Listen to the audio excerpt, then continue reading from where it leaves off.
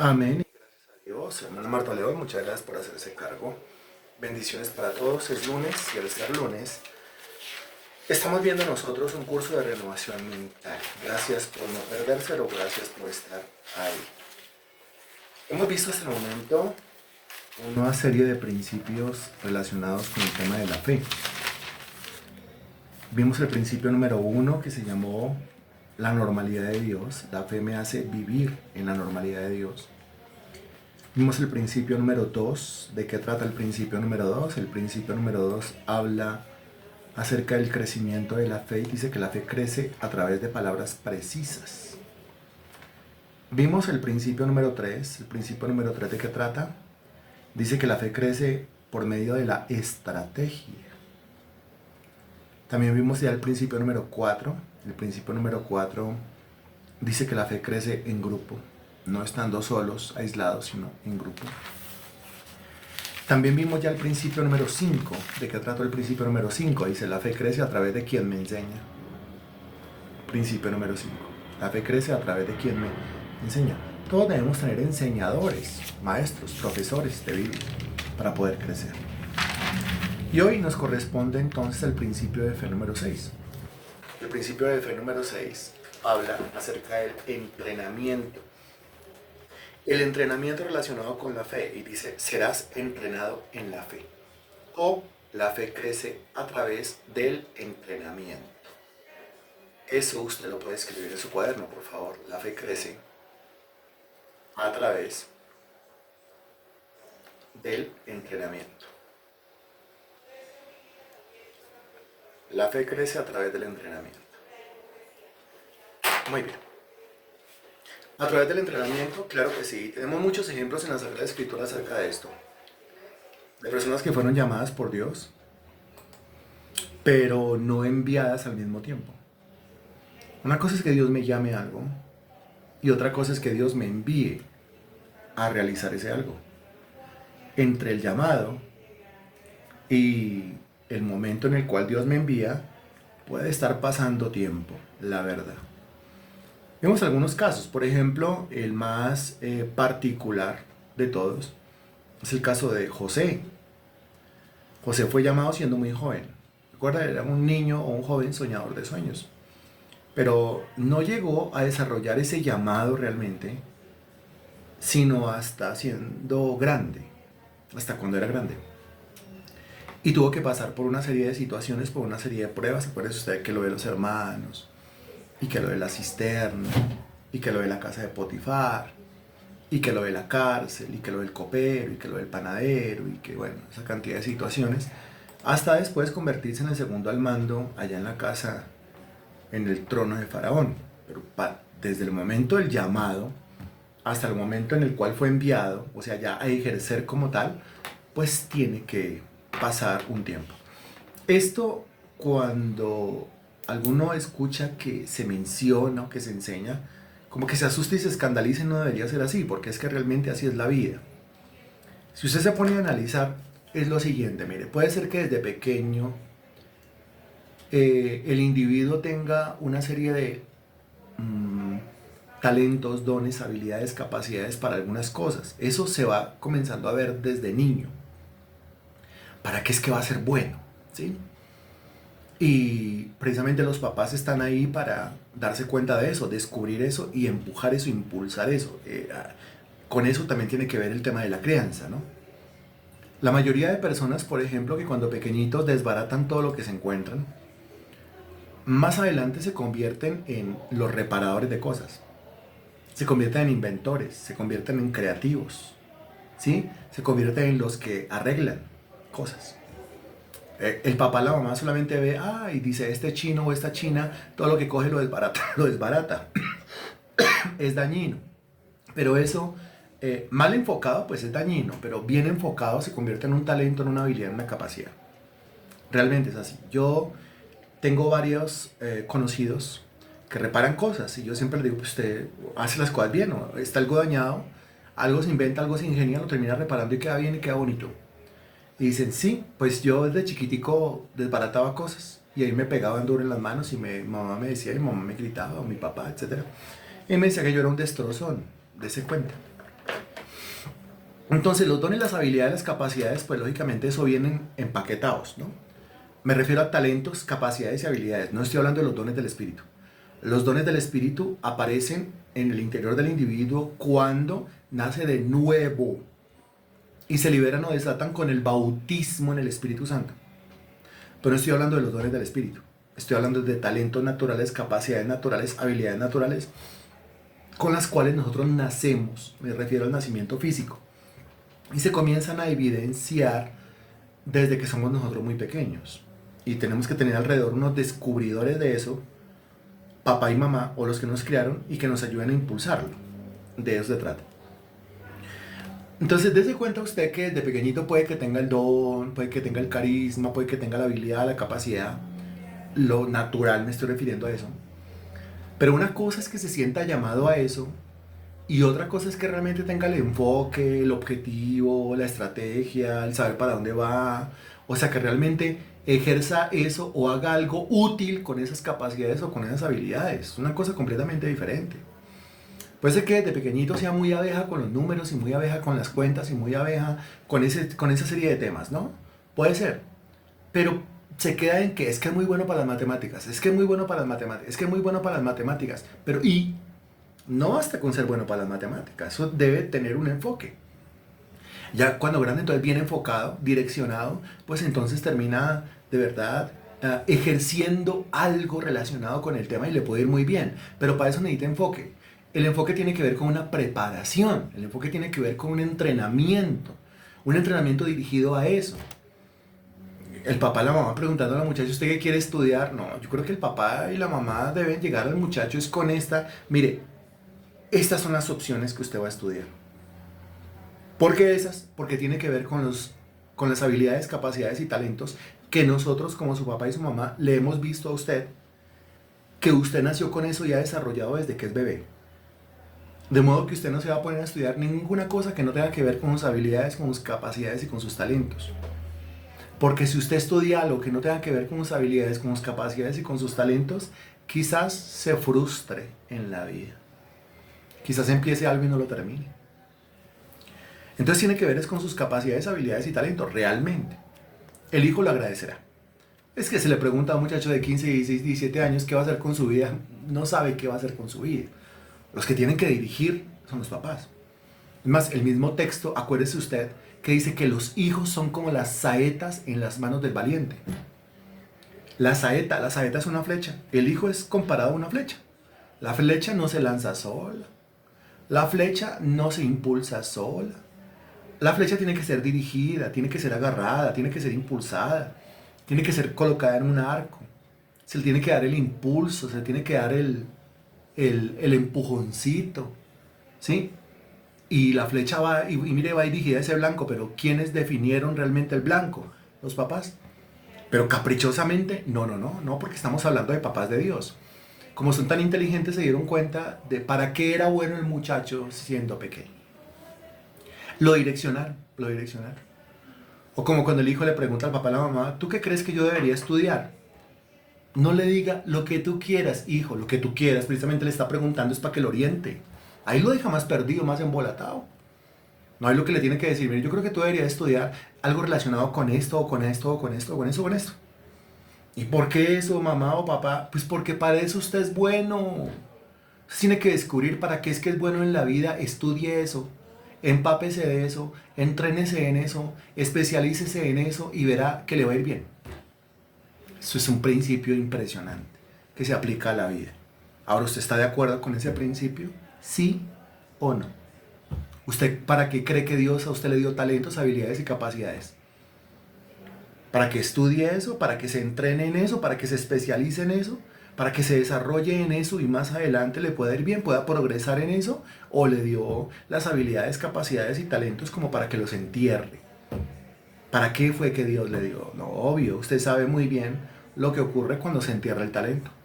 Y se enterró el talento porque es que se fue por otro lado que no tenía que ver absolutamente nada con. A ver, si el muchacho o la muchacha, el niño o la niña son buenos con los idiomas, pues usted ya sabe para dónde los dirige. Son buenos para el dibujo, para la música, para el arte, para la escultura. Usted ya sabe para dónde dirigirlos. No es que al muchacho le encantan los motores, le encantan las piezas, le encantan los cables, le encantan los carros, le encantan los capós de los vehículos abiertos. Usted ya sabe para dónde es. Que estudia algún tipo de mecánica automotriz, ingeniería automotriz, alguna cosa de esas. Le va a ir muy bien, esa es su pasión, nació para eso. Dios lo diseñó para eso. Lastimosamente, muchas veces los papás somos como ciegos y como caprichosos y como testarudos o como indiferentes también, porque muchas veces obligamos a que estudien lo que uno quiera, o muchas veces ni nos importa si van a estudiar, muchas veces no nos interesa qué van a hacer con sus vidas. Y entonces, pues, ¿para qué es que estamos nosotros ahí ocupados en la crianza de ellos? Es la pregunta, ¿no es cierto? Dese cuenta usted, por favor, cómo esto se aplica a la vida natural, porque estoy tomando el ejemplo desde la vida natural. Ahora lo tenemos que espiritualizar y pasar al plano de lo espiritual. Cuando hablamos de la fe, estamos hablando del llamado, estamos hablando de la fe, estamos hablando de los dones. Estoy hablando de la fe, estoy hablando del servicio. Estoy hablando de lo que yo tengo que hacer para mi Dios. Estoy hablando de que cuando yo hago eso, se benefician muchísimas personas alrededor mío. Una cosa es el llamado, los dones, las habilidades espirituales que Dios me da para eso. Y otra cosa es el momento de ejercer. Entre el llamado y el momento de ejercer, tiene que haber una preparación. Algunos se quieren saltar la preparación. Algunos se quieren saltar el entrenamiento. Si usted se salta el entrenamiento, no se puede, no se puede. Hay muchas personas que dicen, que alegan que ellos son empíricos y sacan el pecho y dices que yo soy empírico. En el fondo, esa persona empírica le hubiera gustado, de verdad, adquirir todas las técnicas, llenar cuadernos, estar en un aula, aprender del uno, aprender del otro, ¿sí? Tener muchos maestros es una gran bendición.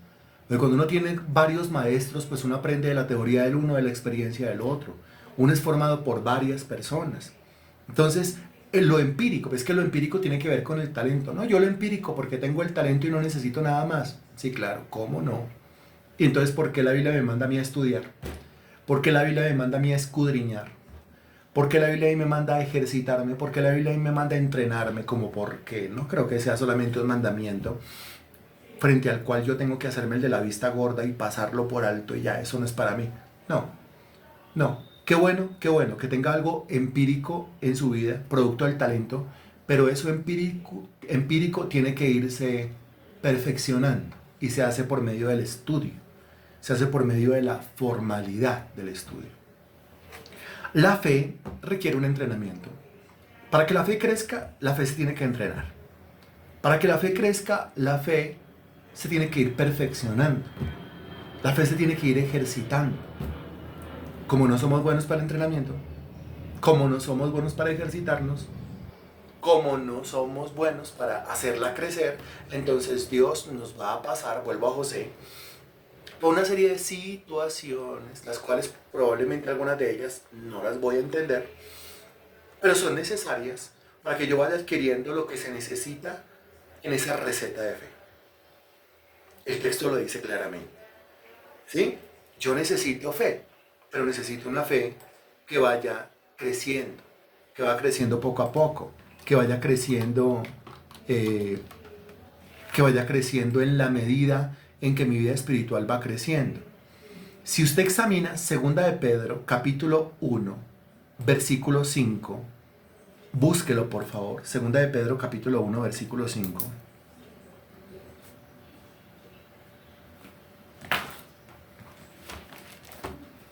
Yo lo estoy buscando, espero que usted también.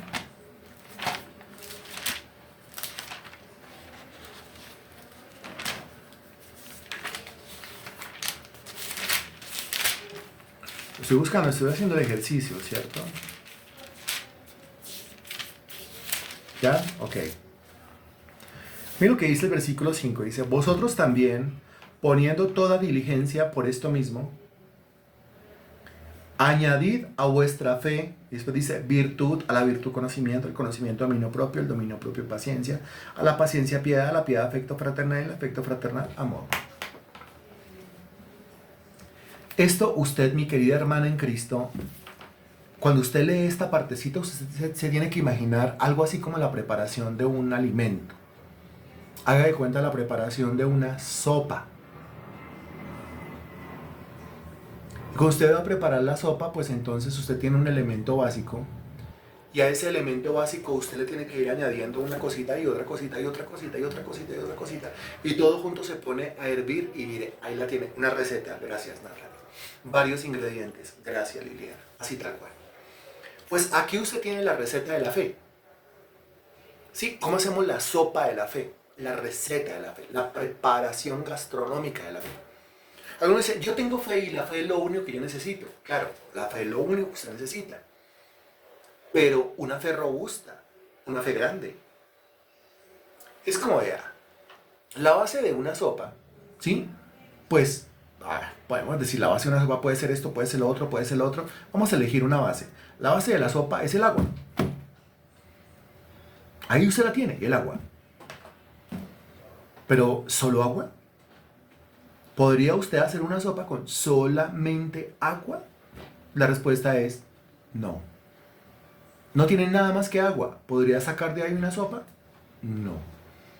A no ser que el Señor, que todo lo puede, convirtiera el agua, en este caso no en vino, sino en sopa, pues sí se podría hacer. Pero no nos estamos refiriendo a eso, no nos estamos refiriendo a un milagro.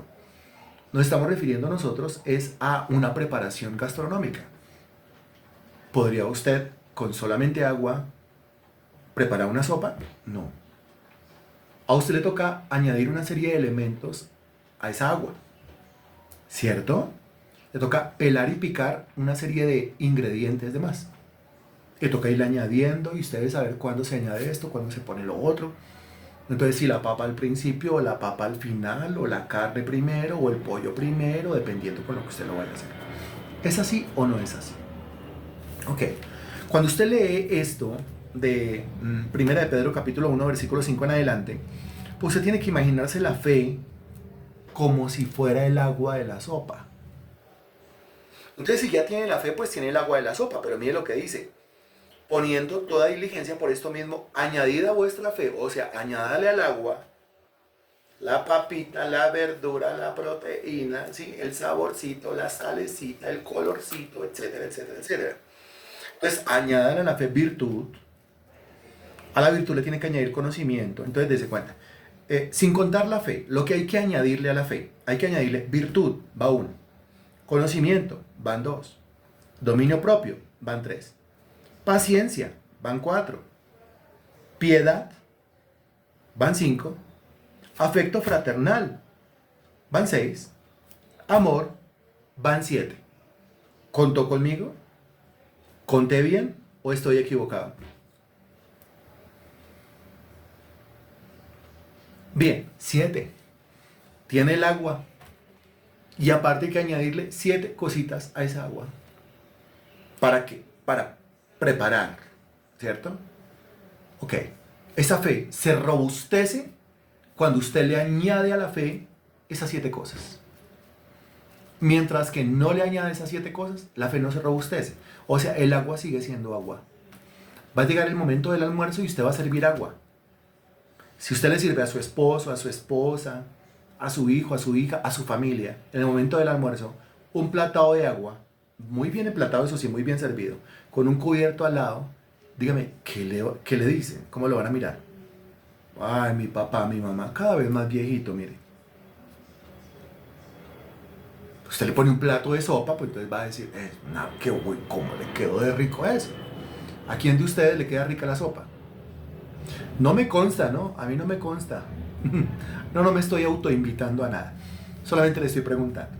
¿A quién de usted le queda rica la sopa? Bueno. Entonces estoy haciendo uso de un ejemplo que usted, que sabe preparar una sopa, me va a poder entender. ¿Cierto que sí? Con agua solita, qué bendición el agua, pero no se puede solamente con agüita. Hay que echarle otras 7 cositas, ¿no es cierto? Y dependiendo de la sopa que usted vaya a hacer, pues entonces, que la papita, que la yuquita, que una cosita, que la otra, 7 cositas más, usted tiene que añadirle, ok. Y en el momento preciso tiene que añadirle una cosa y la otra, etcétera, etcétera, etcétera. Así se hace, así se prepara, lo mismo. Entonces, ¿qué es lo que encuentra usted en 2 de Pedro capítulo 1, versículos 5, 6 y 7? Si usted quiere anotar ahí, aquí en este pasaje usted encuentra la receta de la fe robusta, la receta de una fe grande, la receta de una fe madura. Eso es lo que usted encuentra ahí. Exactamente eso es lo que encuentra ahí. ¿Estamos de acuerdo con eso? ¿Ha quedado claro lo que yo le acabo de decir? La explicación que acabamos de dar ha calado en su entendimiento. ¿Es así? ¿Es así o no es así? Bueno, perfecto. Gracias a Dios por eso. Entonces no es que yo tengo la fe y la fe y la fe y la fe. Está haciendo usted énfasis en la fe. Está haciendo demasiado énfasis en el agua de la sopa. Vamos a preparar la sopa. ¿Qué tiene? Agua. ¿Y qué más tiene? Agua. Y otra cosita, agua. Pero algo, agua. No, con eso no preparamos sopa. La idea es preparar una sopa. Ok, la fe tiene que crecer entonces. Ahora, Romanos capítulo 12, versículo 3 fue claro al decir que el Señor nos dio o repartió una medida de fe a cada uno. Una medida de fe. Nos dio una medida de fe. O sea, usted ya tiene una medida de agua. Sin agua no puede, ¿no? Dese cuenta que la base, porque usted puede tener las habas, usted puede tener auyama, usted puede tener papa, puede tener yuca, usted puede tener plátano, puede tener arracacha, puede tener proteína, puede tener pollo, puede tener costilla, puede tener lo que quiera. No tiene agua, no tiene agua, es que no hay agua, no, pues igual nos quedamos con todo eso. Guárdese en la nevera para cuando llegue el agua, o compre agua. ¿Pero por qué agua? Pues porque la base. Que sin eso no se puede. Pon calentar el agua y al agua teniéndola como la base, pues le vamos añadiendo el resto. Entonces, lo fundamental es el agua, lo fundamental es la fe, pero no lo único. Sí, exactamente. Ok, muy bien. Entonces esa fe tiene que crecer. Ahora, dígame si preparar una sopa no es todo un proceso. ¿Se requiere o no se requiere una técnica? ¿Sí o no? ¿Se requiere o no se requiere una teoría? ¿Se requiere o no se requiere una experiencia para que eso quede en su punto? Y para que sus hijos o sus nietos digan, mira, como la sopa de mi mamá o como la sopa de mi abuela, no hay otra. Es que es así, un paso a paso. Y quien se ha metido en esa labor de preparar una, usted dirá, la cogió con la sopa, pero es que es el ejemplo que tengo a la mano. ¿Sí? Quien se ha metido en esa tarea de preparar sopa. Si en este momento dice, yo la preparo muy bien, usted sabe cuándo es que hay que echarle una haba. ¿Qué tan dura es una haba? ¿Es igual de dura a una zanahoria, por ejemplo? ¿O a una papa? ¿El pollo es igual de dura a una costilla? ¿Cierto? Entonces, dése cuenta que cada cosita en su lugar, cada cosita en su punto. El asunto es, muy bien, Natalia, es que es todo un proceso.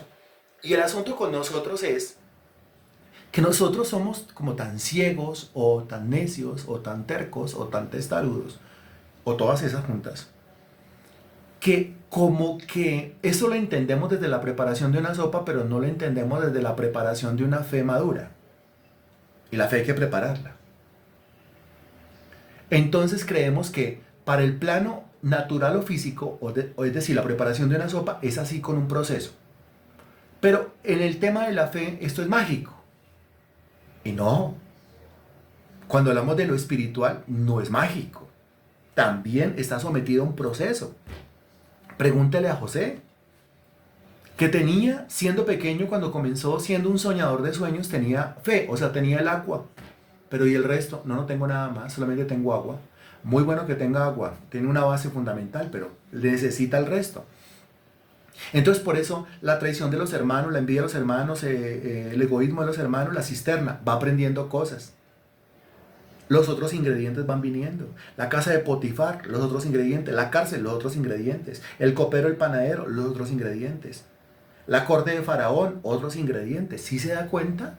Cuando él llega a grande y se convierte en un hombre maduro, su fe también ha madurado, o sea que tiene una preparación en su fe.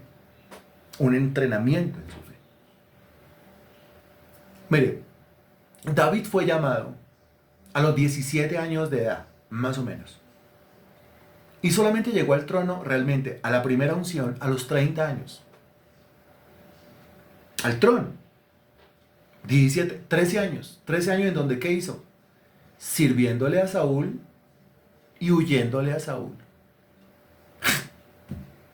Pero ¿acaso no fue a la casa el profeta Samuel y lo ungió? Sí, pero desde el momento en que lo llamó hasta el momento en el cual ejerció, pues tuvieron que pasar largos años de preparación. Preparación de una sopa, preparación de una fe. La fe tiene que pasar por todo un entrenamiento. En el caso de Moisés, por ejemplo, Moisés fue llamado, ¿usted se acuerda la edad que tenía Moisés cuando en la cadena montañosa del Sinaí él vio algo raro? Había una zarza ardiente pero que no se consumía, le llamó la atención, se acercó y oyó la voz de Dios. ¿Cuántos años tenía ese hombre ahí? ¿Cuántos años tenía? Muy bien. Ok, tenía 80. Ese fue el momento en el cual Dios lo envió. Lo envió, pero ¿a qué edad él comenzó a dar como vislumbres de su llamado? A los 40 años, con un episodio en el cual él quería convertirse en el libertador de su pueblo. Pero ¿cómo lo hizo a los 40 años? ¿Usted se acuerda cómo fue que Moisés lo hizo? Fue como no estaba enfocado, como era un llamado que él quería ejercer o desarrollar en la carne. ¿Usted se acuerda qué fue lo que Moisés hizo queriendo ser el libertador de su pueblo? Muy bien, Natalia, asesinó a un guardia egipcio. Lo hizo mal. Dese cuenta que un llamado sin entrenamiento hace que uno haga las cosas en la carne. Como le está diciendo don Héctor, lo hace mal. Lo hace en sus propias fuerzas. Pero es que él tiene los dotes o capacidades o habilidades o talentos como para realmente liberar a su pueblo. Sí, eso nadie se lo niega. Pero como no tiene preparación, pues entonces lo va a hacer a las malas. Y cogió al otro y lo mató a golpes. A puño y pata lo mató y después lo enterró y ya nada ha pasado. Nada ha pasado. Eso es un asesinato. Eso es pecado ante los ojos de Dios. ¿Cómo se le ocurre? Así no se hace. Ah, yo pensé que era solamente los talentos, habilidades y capacidades. Pues no. Yo pensé que era solamente sentir el llamado. Pues no. ¿Qué le hace falta a eso? Lo que sigue es el entrenamiento. Lo que sigue es la capacitación. Lo que sigue es la ejercitación de todo ese llamado, de toda esa fe, de toda esa habilidad, de toda esa capacidad, de todo ese talento. Para que al llegar a los 80, ya cuando Dios lo envíe, pues entonces el tipo está al menos en proceso de perfeccionamiento, digamos un poco más maduro, ¿sí? ¿A quién me lo está entendiendo? Usted puede tener talento, habilidad, capacidad, llamado, pero si no tiene entrenamiento, usted lo va a hacer en la carne, lo va a hacer a las malas, lo va a hacer a destiempo. Eso del destiempo se habla mucho en la música, en los ensayos de alabanza. Todo el mundo tiene que ir al mismo tiempo. Si el piano se mete primero o el piano está retrasado, pues la embarró. Es así, así es como funciona. Eso en el caso de Moisés. Dios entonces lo llamó desde los 40, pero no estaba preparado sino hasta los 80.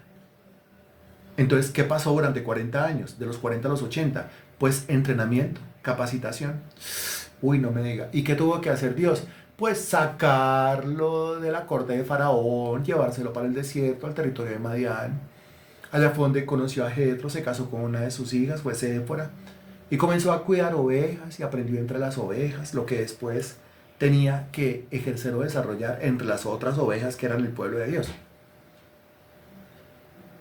¿Estoy siendo claro con esto?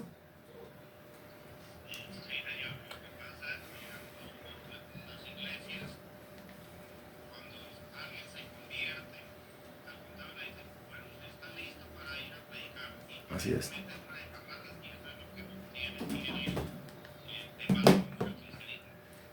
Totalmente de acuerdo. Totalmente de acuerdo con usted. Entonces, ¿qué tanto discernimiento se necesita para esto? Pues todo el discernimiento. Es que uno tiene que ir sabiendo, volvemos al asunto, es que uno tiene que saber preparar la sopa. Así es que es. Uno tiene que saber preparar la sopa.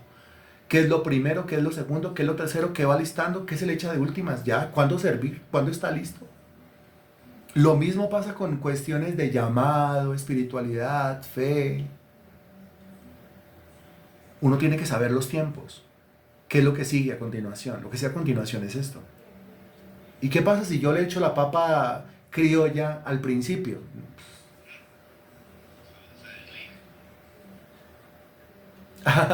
Mazamorra. Se le convirtió la sopa en mazamorra. A no ser que quiera hacer mazamorra. A no ser que, bueno, sopita ya no se pudo, cambiémoslo para mazamorra. Y después resultando es por un engrudo. ¿Cierto? ¿Por qué? Porque no supo hacerlo. Intenté hacer una sopa, no me salió bien. ¿Por qué no? Porque le faltó la técnica. Eso tiene un entrenamiento, una preparación. Eso tiene su ciencia. ¿O no tiene su ciencia? ¿Sí? Cualquiera dirá, ¿pero qué hace? Lo único que hizo fue una sopa. Ah, lo único que hice fue una sopa. Ah, supe a la ciencia que tiene eso. O todo el mundo prepara un chocolate bien rico, bien preparado. No, olvídese. Hay unos que ni siquiera saben poner a hervir un agua. Se les quema una agua hervida. Eso tiene su ciencia. Por favor. Entonces, segunda de Pedro 1, del 5 al 7, usted encuentra la receta. Y se cuenta que la receta incluye un entrenamiento. Versículos claves. Primera de Timoteo, capítulo 4, versículo 8. Búsquelo, por favor. Primera de Timoteo, capítulo 4, versículo 8. Lo estoy buscando con usted también.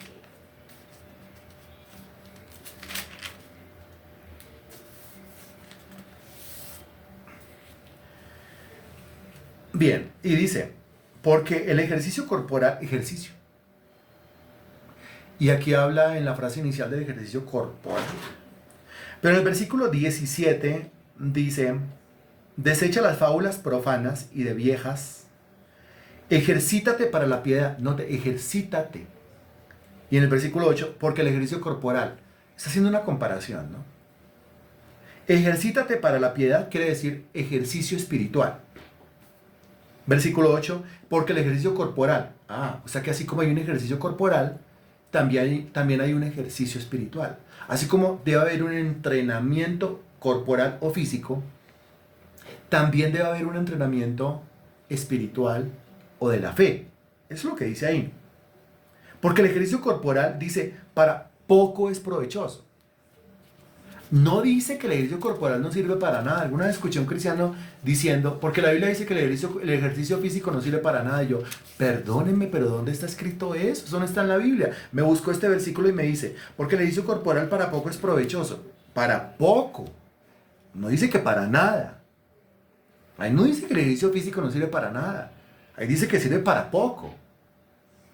¿Para poco por qué? Porque como Pablo, a ver, en el contexto, Pablo está hablando del crecimiento del espíritu.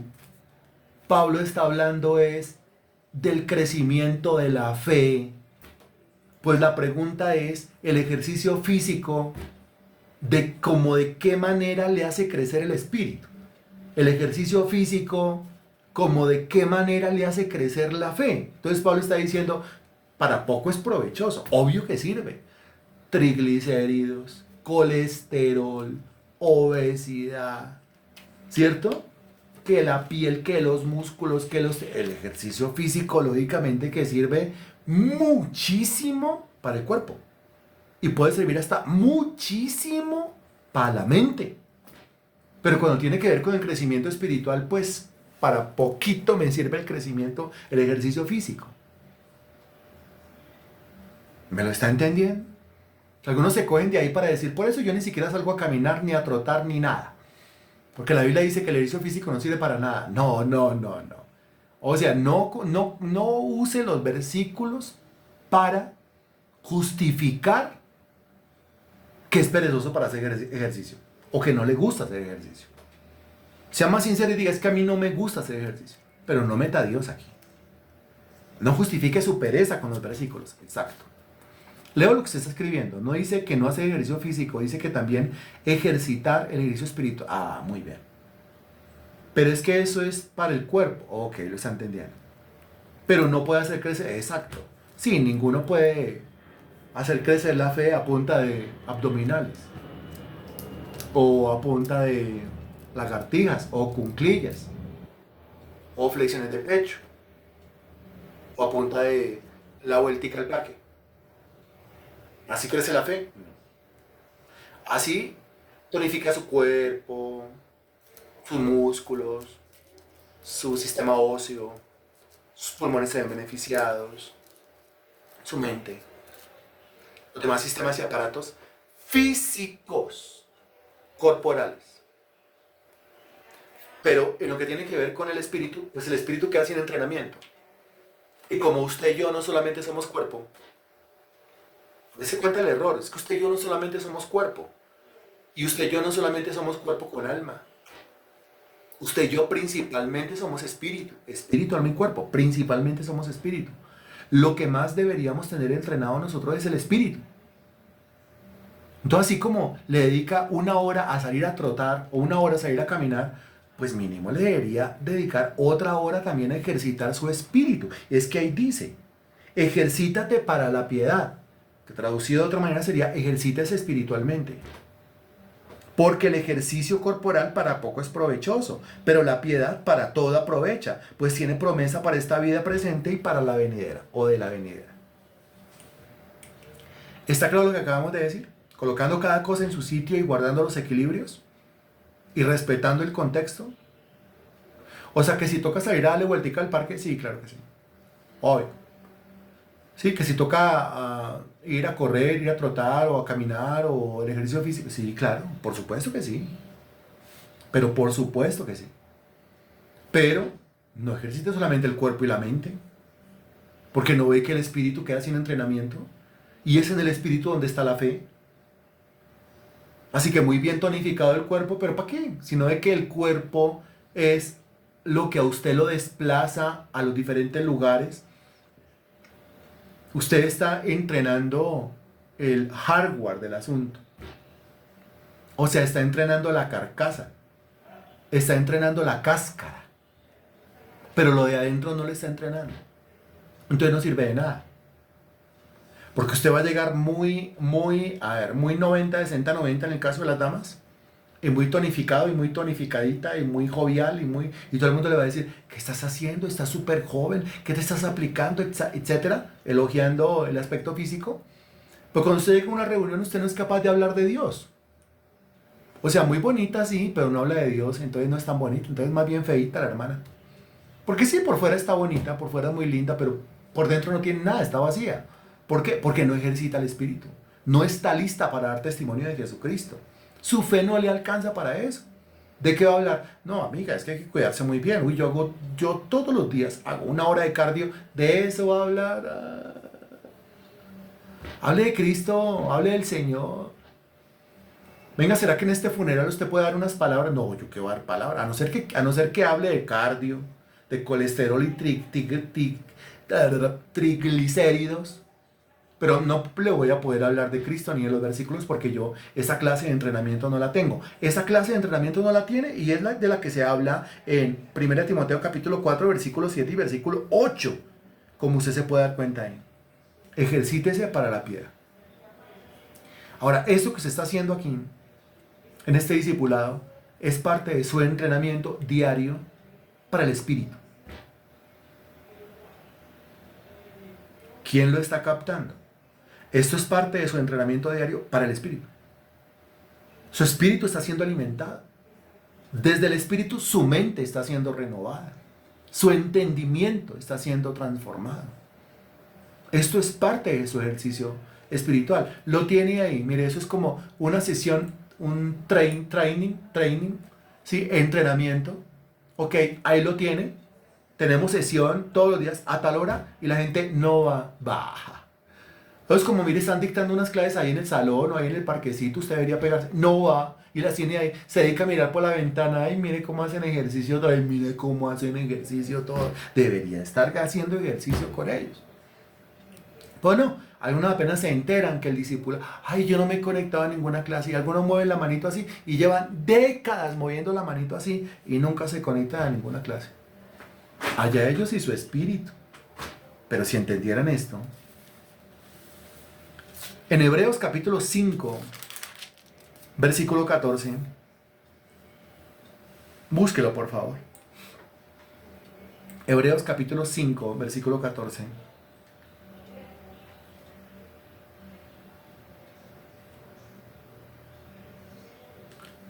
¿Alguien más ya está ahí?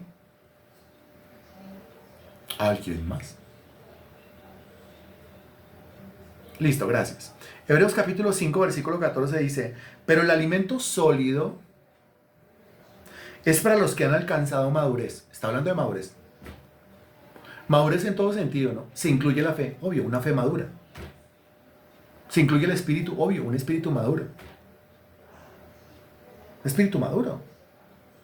El alimento sólido es para los que han alcanzado madurez.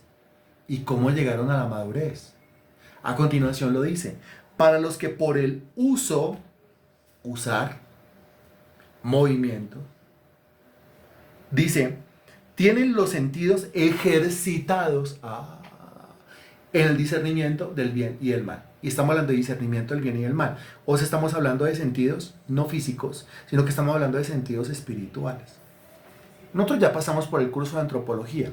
¿Se acuerdan que el espíritu humano tiene unos sentidos que pertenecen al espíritu humano? Cuando hablamos nosotros de sentidos, es que se queda pobre. La educación realmente se queda pobre. Cuando uno entra al colegio, le hablan a uno del cuerpo humano y los sentidos del cuerpo humano. Entonces le hablan a uno de los 5 sentidos, ¿cierto? Que es la vista, el olfato, el gusto, el oído, el tacto. Y ya, entonces aprendió los sentidos. Los sentidos, pues esos son los sentidos del cuerpo. ¿Y qué pasa con el resto? ¿Dónde están los sentidos del alma? O sea, ¿dónde está eso del intelecto, eso de los sentimientos y todo eso que pertenece al alma? ¿Y dónde están los sentidos del espíritu? ¿Se acuerda? La percepción, la intuición, la comunión y todo eso que hablamos del espíritu. Hay cosas que viven en el cuerpo, otras cosas viven en el alma y otras cosas viven en el espíritu. Hay cosas que ocurren en el cuerpo, otras cosas que ocurren en el alma y otras cosas que ocurren en el espíritu. Y el cuerpo necesita un entrenamiento y el alma necesita un entrenamiento y el espíritu necesita un entrenamiento. Es que algunos, de verdad, a ver, ¿cómo lo decimos para que no suene tan feo? Es que algunos con el tema de los versículos dicen, no, es que a mí no se me quedan los versículos. Por favor, usted me está hablando a mí, me está diciendo a mí. Realmente lo que me está contando es que usted tiene un alma no entrenada, que usted tiene una mente no ejercitada. Eso es lo que me está diciendo. Es como cuando uno sube escaleras y llegó allá con la lengua trapeando cada uno de los escalones, o sea, la lengua por fuera. Eso habla del estado físico de una persona, ¿no es cierto que sí? Entonces quedé matado, o sea, subí una caja de 2 pisos, 3 pisos y quedé muerto. Eso habla del estado físico de una persona. No me quiera convencer que tiene buen estado físico. Tiene muy mal estado físico, mire, su lengua lo dice. De la misma manera, cuando no puede memorizar nada, hagamos o mencionemos el caso de los versículos. No puede memorizar nada. Pues tiene un pésimo estado psicológico, o sea, un pésimo estado en su alma. Lo que tiene que hacer es entrenarla. Filipenses 4.13, Filipenses 4.13, Filipenses 4.13, todo lo puede en Cristo que me fortalece. Filipenses 4.13, todo lo puede en Cristo que me fortalece. Filipenses 4.13, todo lo puede en Cristo que me fortalece. Ahora con los ojos abiertos, con la Biblia cerrada. ¿Qué dice Filipenses 4.13? Todo lo puede en Cristo que me fortalece. ¿Dónde está escrito Filipenses 4.13? ¿Lo memorizó? ¿No lo memorizó? Sí. Ok, hágalo mañana, tarde y noche, como quien va al gimnasio. O hágalo al menos un ratico todos los días. ¿Cómo se llama eso? Entrenamiento. ¿Será que así se lo puede memorizar o no se lo puede memorizar? ¿Qué dice usted? ¿Sí se podrá o no se podrá? Lógicamente, si no entrena la mente, si no entrena el alma, pues usted va a decir, es que soy muy malo para memorizar. No, hombre. Lo que pasa es que es malo para entrenar, es malo para ejercitarse. Eso es lo que usted realmente está diciendo. Exactamente. Lo que nos falta es entrenamiento con los versículos. Hay que coger los versículos, seleccionarlos. Esta semana me voy a memorizar ¿cuántos? Así sea uno. Esta semana me voy a memorizar. Imagínese, usted memorizándose un versículo por semana. Uno por semana. El año tiene 52 semanas. Serían 52 versículos. A la fecha del 31 de diciembre. 52 versículos ya. Y si esa disciplina la tuviera, multiplique 52 versículos por 10 años. 520 versículos. Uy, con eso hace una muy buena sopa. Pero como no. O sea, cuando se habla de entrenamiento físico, nah. Cuando se habla de entrenamiento de la mente, del corazón, de la memoria, nah. ¿Cómo se llama eso? Pura pereza. ¿Cómo se llama eso? Pura holgazanería. ¿Cómo se llama eso? Pura, póngale nombre usted. Y lo mismo cuando se refiere o cuando se trata del espíritu. El espíritu tiene que ser entrenado. Los sentidos espirituales tienen que ser entrenados. Recuerde el curso de antropología bíblica. Cuando hablamos del espíritu, mire, esto es del espíritu. Algunos decían, yo pensé que eso era del alma. No, eso es del espíritu. Cuando hablamos de los sentidos del espíritu, algunos decían, yo pensé que eso no era de Dios, pensé que me estaba enloqueciendo. Entonces es del espíritu, es del espíritu. Y se desarrolla ¿cómo? Por el uso, dice el versículo. Ahí dice claramente, por el uso. Porque por el uso, o sea, por el entrenamiento, o por el trabajo, o por el ejercicio, entonces tienen los sentidos ejercitados. Los sentidos tienen que ser ejercitados, los del cuerpo, los del alma, pero sobre todo los del espíritu tienen que ser ejercitados. Entonces se cuenta que este versículo habla de ejercicio. Los versículos de 1 Timoteo capítulo 4, versículo 7 y versículo 8 hablaron de ejercicio. Quizás yo esté hablando de cosas que a muchos de ustedes no les guste. Ejercicio. Vamos a hacer ejercicio.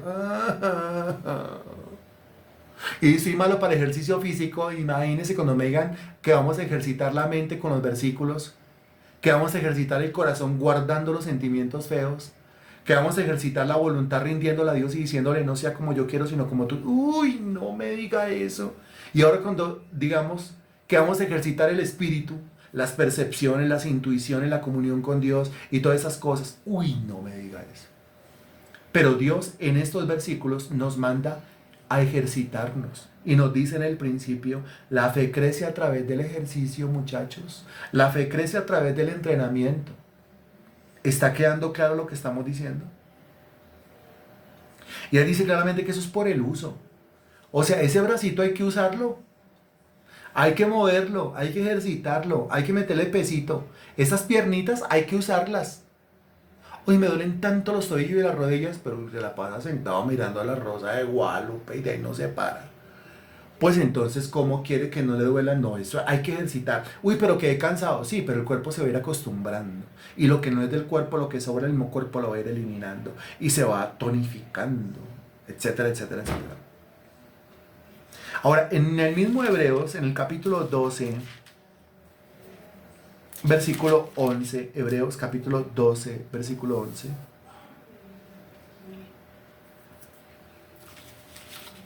Me avisa cuando ya, por favor. Hebreos 12, 11.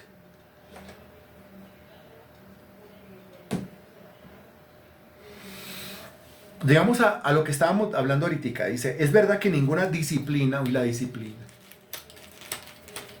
¿Qué tiene que ver el ejercicio o el entrenamiento con la disciplina?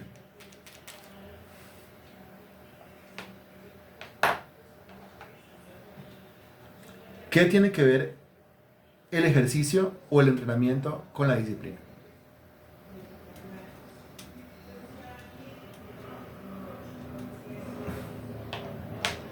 Hace 10 años salía al parque y le daba 50 horas. ¿Hace cuánto? Hace 10. ¿Hace cuánto? Hace 10. Caiga en cuenta. Hace 10 años.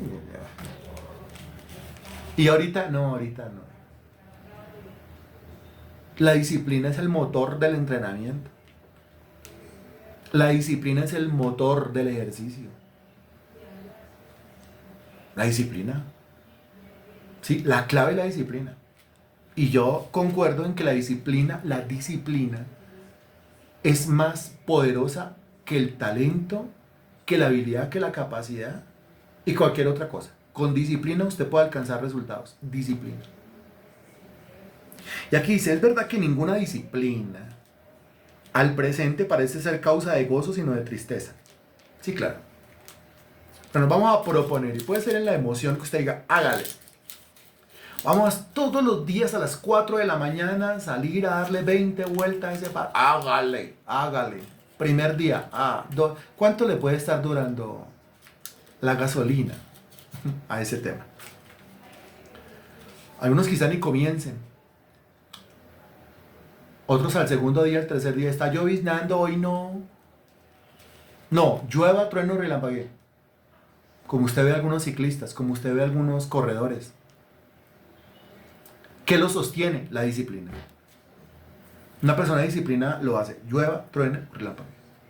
Y consigue resultados. Pero al principio, pues es como causa de tristeza, no de gozo, dice el texto.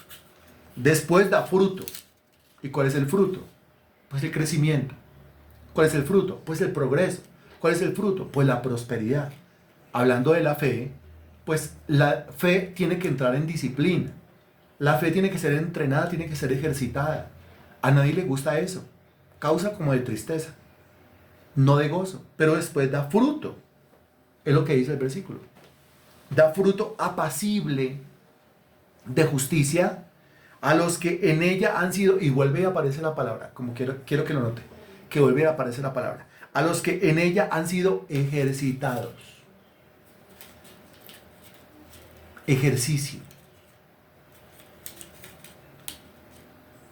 ¿Qué tal la palabra ejercicio? Ejercítese. ¿Usted cree que sentado ahí haciendo la fe va a crecer? No. Entonces Dios tiene que someter al individuo, a su hijo, a su siervo, y pasarlo por diferentes situaciones para que su fe sea ejercitada. Porque en este caso, si yo no me muevo, me mueven. Si yo no me muevo, me mueven. A José lo movieron, a Moisés lo movieron.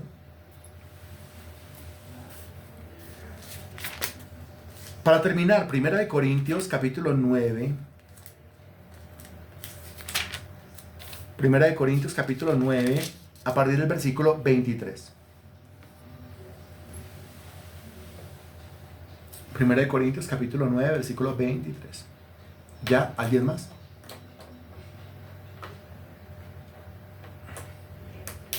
¿Ya? ¿Alguien más? Listo. Dice: y esto hago por causa del Evangelio, para hacerme copartícipe de él. Esto hago por causa del Evangelio. ¿Tiene el Evangelio? Sí. ¿Conoce el Evangelio? Sí. Usted tiene que hacer algo por causa del Evangelio. Usted tiene que hacer algo por la causa del Evangelio. ¿Qué? Versículo 24, 25, 26 y 27 explica. Versículo 24. ¿No sabéis que los que corren en el estadio, imagínense el atleta, todos a la verdad corren, pero uno solo se lleva el premio? Es que es el chiste, ¿no? Muchos compiten, pero uno es el que se lleva el premio. ¿Quién? El que gana. Corred de tal manera que lo obtengáis. Ahora, ¿qué tengo que ver yo con los que corren en el estadio? Porque comienza mencionando los que corren en el estadio y después me dice a mí, corra. Yo no, si yo no voy a correr en el estadio. Y el espíritu dirá, no, en el estadio no. Pero esta vida cristiana es semejante a una carrera.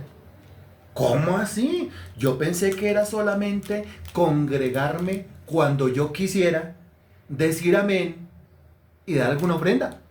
Y que eso era el cristianismo. Pues no. El texto sagrado dice claramente, enseña que la vida cristiana, la vida con Dios, es semejante a una carrera. Y que ojo, porque muchos corren, pero uno solo se lleva el premio. Corra de tal manera que lo obtenga. O sea, corra bien. Y dígame, para usted aguantar la carrera, usted tuvo que previamente haber pasado por qué. Para usted aguantar la carrera y ganarle a todos, adelantar a todos y llevarse el premio, usted tuvo que haber pasado por un entrenamiento. A ver, usted sin entrenamiento, mañana a las 6 de la mañana se va a correr 100 metros planos. Obligatoriamente usted tiene que estar ahí. Va a correr con otras 9 personas. Usted será la 10ª persona. El premio será un viaje totalmente pago, un mes, con toda su familia, los que quieren paquetar, por toda Europa en el tour que usted escoja, siempre y cuando se gane el premio. La pregunta es, ¿usted se lo ganaría? Mañana a las 6 de la mañana, 100 metros planos, compitiendo con otros 9. Usted no sabe quiénes son los otros 9, pero a usted lo escribieron y le toca ir mañana. ¿Usted se lo ganaría? 100 metros planos. Don Héctor dice, lo seguro es que no. Bien. Y Magnori dice, no. Y Natalia dice, no. Y Lilian dice no. Y María Sánchez dice, me agoto apenas comienzo. Y Marta León dice no. Germán dice, haría el intento, pero no creo. Ok. ¿Por qué usted está tan seguro? Ah, él ya lo contestó Natalia. ¿Por qué está usted tan seguro que no? Por eso que se nota, es que no tengo el entrenamiento. No tengo el entrenamiento. Ahora, si yo le digo, 1 de enero, 6 de la mañana, debe usted correr 100 metros planos. El premio es el mismo. ¿Qué me diría usted? 1 de enero del 2026. 6 de la mañana. Así es. Y usted diría, bueno, ¿tendría yo posibilidad? Porque me darían tiempo para qué. Mire, ya cambió usted la respuesta. ¿Le darían tiempo para qué? Le darían tiempo para entrenar. Y entonces usted dice, bueno, lo que me queda agosto, más septiembre, octubre, noviembre, diciembre, 4 meses y medio. En 4 meses y medio algo puede pasar. ¿Cierto? Entonces puede ser que me consiga un entrenador, o puede ser que alguien de la casa y me compre un cronómetro y compro unas zapatillas inmediatamente y diseño todo un plan de entrenamiento y hágale que tengo 4 meses y medio. 1 de enero, bueno, tengo mucha expectativa arriba. Y yo sé que si es una carrera justa, o si es carrera justa, a usted le van a poner a correr con, si usted es una dama, con damas. Si usted es un caballero, con caballeros. Y con gente de su propia edad, de su misma edad. Entonces usted dice, ah, no, y me van a dar 4 meses y medio, yo entreno y me lo gano porque me lo gano.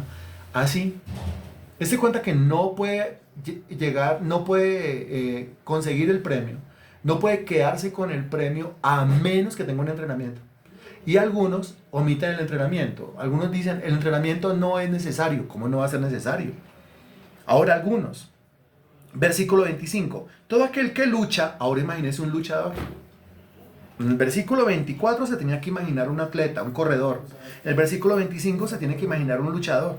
Todo aquel que lucha, mire lo que dice, de todo se abstiene. Abstenerse, claro. ¿Por qué se tiene que abstener un atleta? ¿Por qué se tiene que abstener de cosas un deportista de alto rendimiento? Pues que no puede estarle metiendo al cuerpo, ¿sí?, cosas que van a perjudicar el cuerpo. Se tiene que abstener de qué? De trago, de licor, de cigarrillo. No hay un atleta dándole al tabaco, con sus pulmones los necesita funcionando al 100%. Se tiene que abstener muy bien de comida chatarra, de comida que no le sirva.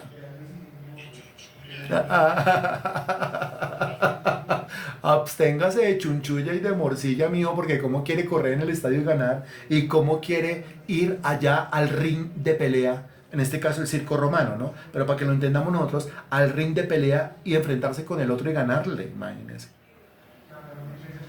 Entonces todo aquel que lucha de todo se abstiene. Ellos, a la verdad, para recibir una corona corruptible, pero nosotros una incorruptible. Y otra vez la pregunta, ¿y qué tengo que ver yo, Pablo? Usted está hablando de un luchador y después me mete a mí y dice que yo tengo que luchar. Pues yo, ¿por qué si yo no estoy en una lucha? Obvio que está en una lucha. Acuérdese de Efesios 6, usted no tiene lucha contra carne y sangre, sino contra principados, demoníacos, etcétera, etcétera, etcétera. Esto es una lucha. La vida cristiana, la vida con Dios es una carrera y la vida con Dios es una lucha. ¿O no es una lucha? Claro que es una lucha. Mire la lucha en la cual estamos nosotros. La lucha que tenemos nosotros esta semana para el domingo podernos estar congregando en un lugar. No, tenemos esa lucha. Ahí está esa lucha. Y el domingo hay culto o hay culto. ¿Sí? Que estamos orando y estamos buscando. Créame que estoy en la búsqueda y estoy viendo que Dios apareje algo que... Pero tiene que haber una reunión. Esto es una lucha y tenemos que vencer. Para eso nos tenemos que abstener de un montón de cosas. Y esto es una carrera. Si uno interpretara la vida cristiana como la Biblia la enseña, pues entonces por un lado es una carrera, me tengo que preparar. Por otro lado es una lucha, me tengo que preparar. Si no, la carrera me la ganan. La lucha, knockout. Un golpe y a la lona. ¿Por falta de qué? Lo mismo, entrenamiento. Por eso le pido a usted, no deje de orar, por favor. Yo estoy orando con usted. Estamos buscando la voluntad de Dios, pero usted siga orando, por favor. A la madrugada, en la mañana, tarde y noche, no lo deje de hacer. Eso dice el versículo 25. Versículo 26. Así que yo, el apóstol Pablo colocándose como ejemplo, yo de esta manera corro, no como a la aventura. Yo de esta manera corro, o sea, repitiendo lo que dijo en el versículo 24, que fue donde habló de un corredor, ¿no? Yo de esta manera corro, no como a la aventura, obvio. No puede correr a la aventura. Póngale aventura como a la aventura. La aventura tiene que ver con no hay plan. La aventura quiere decir, nos vamos a internar en ese desierto, nos vamos a internar en ese bosque, ¿y para dónde vamos? ¿Quién sabe para dónde vamos? Vamos a comenzar a caminar y a caminar, a caminar, a caminar. Usted va a resultar perdido. Y por ahí lesionado, fracturado y por ahí estar muerto en un abismo. Porque correr a la aventura, no, usted no puede correr a la aventura. Exactamente, es correr sin propósito. Marta León. El atleta tiene en mente una cosita. Cuando dicen en sus marcas y adopta la posición física, el atleta tiene en la cabeza una sola cosa. Exactamente, Natalia, la meta. Tiene propósito, para eso viene entrenándose. Cuando disparan, ¿listos? ¡Pa! ¡Chao! Aquí fue. Y llegó a la meta. Pues no corre a la aventura. Si corre a la aventura, invade el carril del otro. Si corre a la aventura, imagine, todos salieron corriendo hacia adelante y él salió corriendo hacia atrás. Así de tonto. Y a continuación dice, de esta manera peleo. Peleo fue lo que mencioné en el versículo 25. De esta manera peleo, no como quien golpea el aire. Claro. Se dicen entre los boxeadores, cada golpe que usted lance al aire y no se lo dé en la cara al otro, cada golpe que usted lance al aire es un gasto de energía. Y usted tiene que vencer a su contendor con el menor número de golpes. Si se puede con el primer golpe, genial, acabamos. Ya. No, yo no puedo gastarme toda la energía dándole al aire y al aire y al aire y al aire y al aire. Y le mandé y se agachó, y le mandé y se corrió, y le mandé. No, le he mandado 20 golpes. Ninguno se le he puesto en la nariz. Todos se los he mandado al aire. El otro, ¿cómo interpreta? 20 golpes le he esquivado. Quiere decir que tiene 20 veces menos energía. Tiene 20 veces menos fuerza. Cuando yo intento hacer algo en la vida y no obtengo resultados, es como si yo estuviera golpeando el aire. Pues menos fuerza, más viejo, más edad, menos energía. Así, estimados hermanos, no se puede. El objetivo del atleta es la meta. El objetivo del peleador es la nariz del otro. ¿Es así o no es así? ¿Y cómo hace el individuo para darle la nariz? Pues le toca entrenarse, entrenarse y entrenarse. Él ve la cabeza del otro como si fuera el saco de boxeo, la pera de boxeo esa en la que tanto entrenó. Tiqui, tiqui, tiqui, tiqui, tiqui, pin, a la lona. Le ganó, le dio, lo venció. Y termina diciendo, sino que golpeo mi cuerpo y lo pongo en servidumbre, no sea que habiendo sido heraldo para otro, yo mismo venga a ser eliminado. O sea, le está diciendo, yo les estoy diciendo a ustedes que corran, les estoy diciendo a ustedes que peleen. Pero me pongo yo como ejemplo, Pablo se pone como ejemplo. Yo de esta manera corro y de esta manera peleo. Y para eso golpeo a mi propio cuerpo. Cuando dice golpeo a mi propio cuerpo, lo que está diciendo es, de esta manera yo me entreno. El apóstol Pablo se entrenaba para lo espiritual. Se entrenaba para la fe. Este fue el principio de fe número 6. La fe crece a través del entrenamiento. Bendito Dios, te damos gracias por tu palabra predicada hoy. Siempre es un manjar, siempre será una delicia. Cuánto crecemos, cuánto progresamos, cuánto prosperamos. Te quiero rogar, mi Dios, añado esta oración a las oraciones de los hermanos, para que seas tú esta semana aparejándonos las cosas, mi Señor, para que podamos nosotros tener el domingo un culto, Señor, completamente de tu agrado. Un culto, bendito Dios, con las condiciones que merece tu santo nombre y merece tu santa gloria. Entrego a los hermanos que escucharon esta palabra y te pido no solamente por la edificación de ellos, sino por la tarea de evangelización de ellos, compartiendo estos links o compartiendo esta información con las demás personas. Te lo ruego en el nombre del Señor Jesucristo. Amén. Gracias a Dios.